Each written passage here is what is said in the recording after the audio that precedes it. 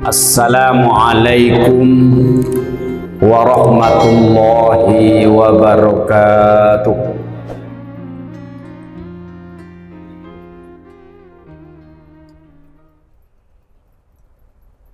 Alhamdulillahi rabbil alamin,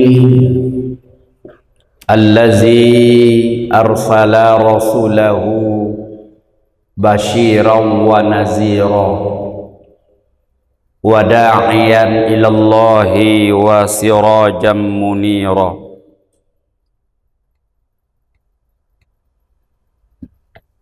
Asyhadu an la ilaha illallah wahdahu la syarikalah wa asyhadu anna Muhammadan abduhu wa rasuluh la nabiyya wa rasula ba'dah.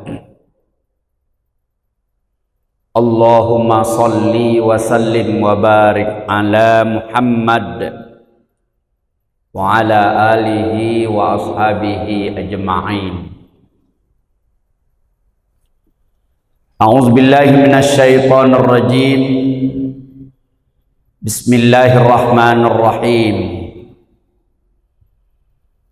Ya ayyuhallazina amanu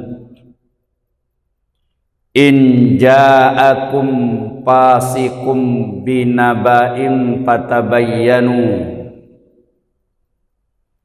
an tusibu qauman bijahalah fatusbihu ala ma fa'altum nadimin. Sadaqallahul azim.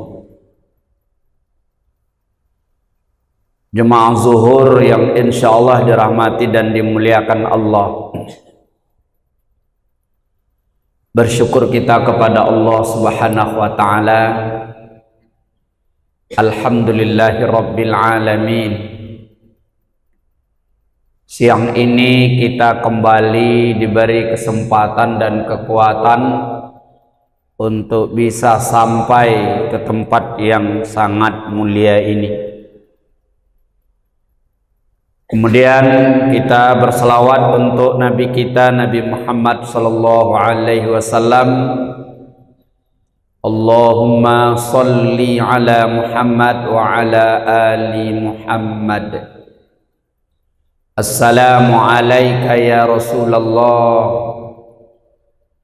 Assalamu alayka ya Habiballah. Kaum muslimin dan kaum muslimat jemaah zuhur, siang ini kaji kita beri judul sikap seorang mukmin dalam menerima sebuah informasi. Dasarnya adalah Al-Quran surat Al-Hujurat ayat yang ke-6 yang sudah kita baca di awal kajian kita tadi. Asbabun nuzul daripada ayat ini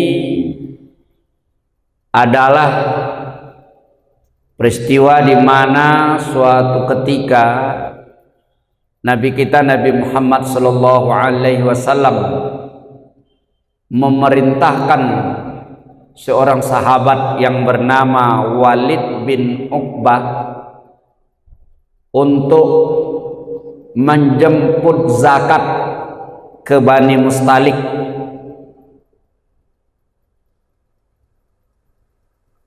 Walid bin Uqbah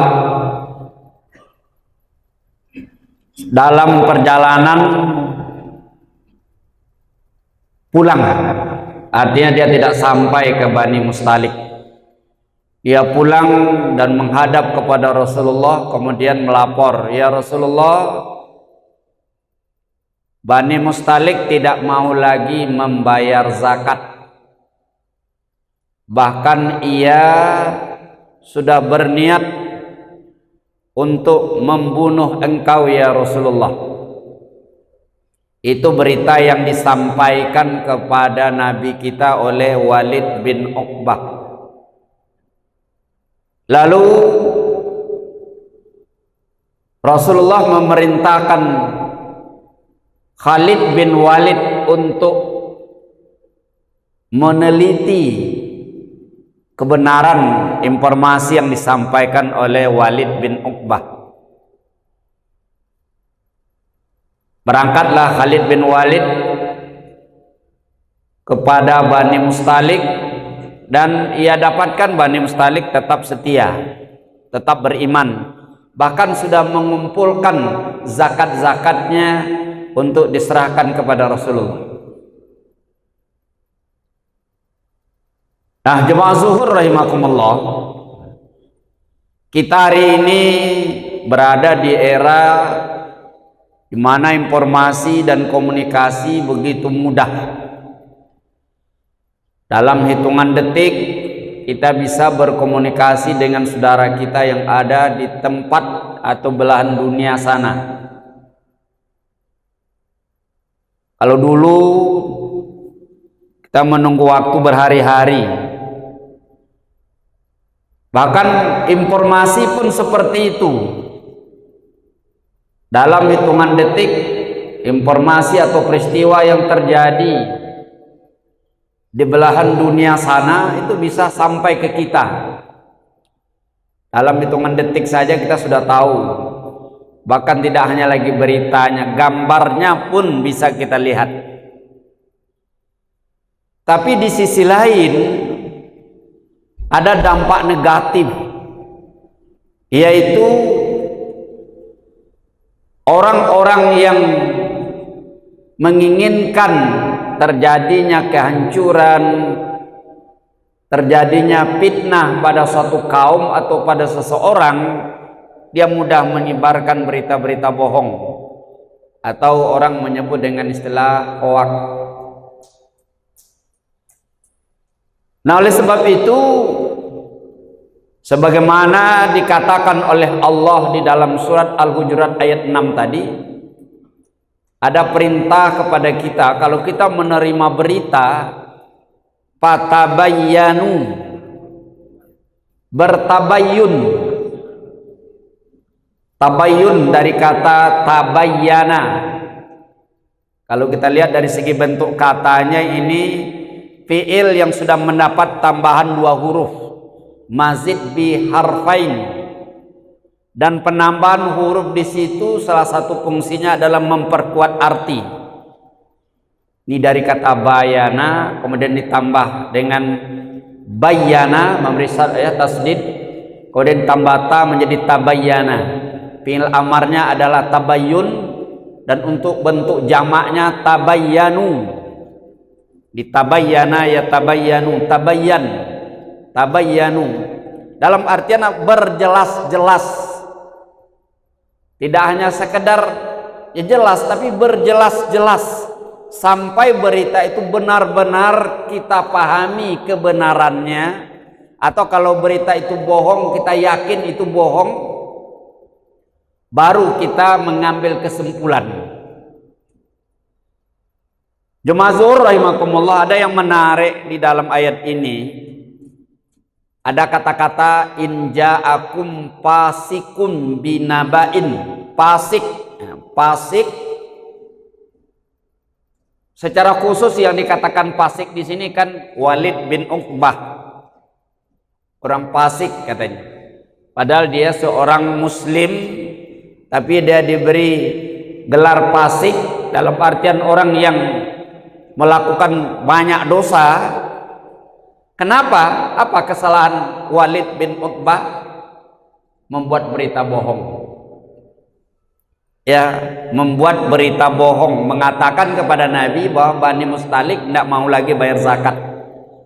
Bani Mustalik sudah murtad. Nah, ada pelajaran di sini bahwa ternyata membuat dan menyebarkan berita bohong itu sebuah kefasikan, sebuah dosa besar. Hari ini banyak kita lihat di media sosial, apakah itu WhatsApp, Instagram, Facebook, orang dengan mudah menyebarkan berita-berita bohong, ya, bahkan kadang-kadang sudah merupakan sebuah fitnah, adu domba. Ini kita kaum muslimin hati-hati. Ada perintah dari Allah kepada kita, kalau kita menerima berita, apakah itu melalui WhatsApp, Instagram, Facebook, dan lain sebagainya, ada perintah Allah kepada kita. Apa itu? Tabayyanu. Berjelas-jelaslah dengan berita itu. Selidiki dulu isi beritanya, kemudian dari siapa datangnya, sehingga kita yakin benar bahwa berita itu betul.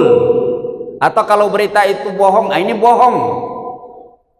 Baru setelah itu kalau kita akan menyebarkan, kita lihat ini untungnya apa.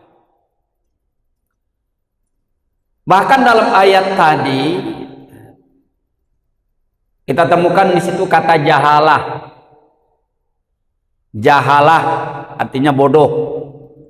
Siapa yang dicap dengan jahalah di sini? Orang yang menerima berita dengan tidak bertabayyun. Ada berita datang, lalu berita itu langsung diterima dan disebarluaskan. Itu sebuah kebodohan. Bahkan di sini Allah juga menjelaskan bahaya membuat berita bohong, menerima dan menyebarkannya, yaitu terjadinya kehancuran di suatu kaum atau suatu bangsa. Allah katakan, inginkah kamu menghancurkan suatu kaum? Maksudnya di sini apa? Dengan menyebarkan berita-berita yang tidak jelas. Ini hati-hatilah kita sekarang dengan jari-jari kita ini, kita terima berita, tabayun dulu. Ini patut dah untuk disebarkan, atau ini cukup sampai pada kita saja? Apakah ini sebuah kebohongan, ancaman Allah kepada kita kalau kita membuat berita bohong, fasik, menerima tanpa tabayyun lalu menyebarkan, itu sebuah kebodohan atau jahalah. Ini renungan untuk kita, karena kita berada di dunia informasi dan komunikasi yang sangat canggih saat ini, dan kita melihat betul banyaknya berita-berita bohong, berita-berita yang kadang-kadang mengandung fitnah, adu domba dan segala macam, itu bergentayangan di media sosial kita.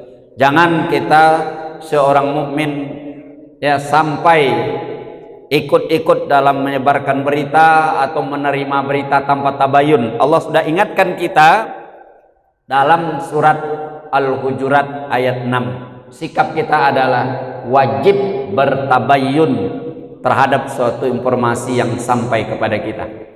Fa'tabiru ya ulil absar la'allakum turhamun. Assalamualaikum warahmatullahi wabarakatuh.